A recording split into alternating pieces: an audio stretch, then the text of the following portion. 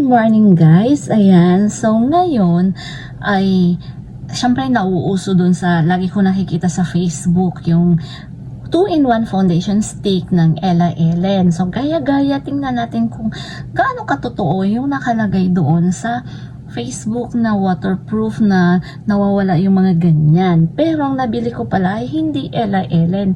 Ito nabili ko ay Korean 2-in-1 waterproof concealer.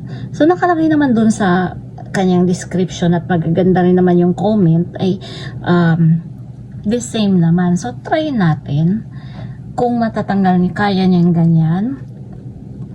Kasi mas mura ito sa Ella Ellen. Hindi ko napansin na hindi pala siya Ella Ellen talaga. So mayroon siyang iyan at saka meron din siyang brush. So madali lang gamitin. So try natin.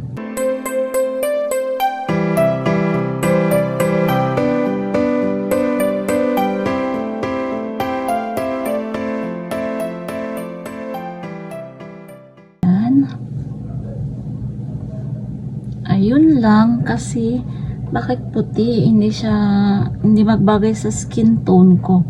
Ivory, sabi ko.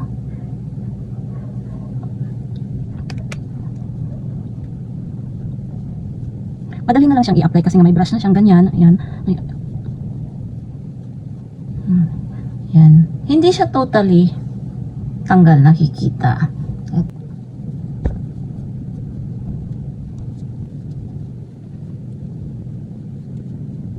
Natin to ha, wala akong cotton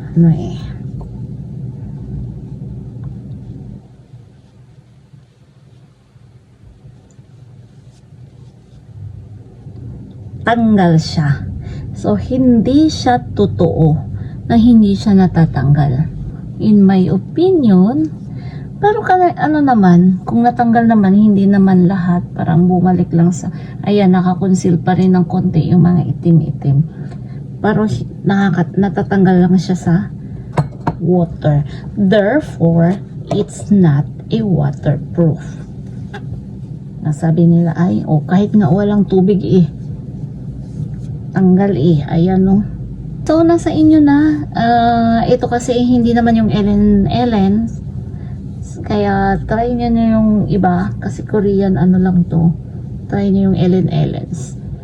So yun, ito ang honest review ng itong Korean 2-in-1 foundation stick.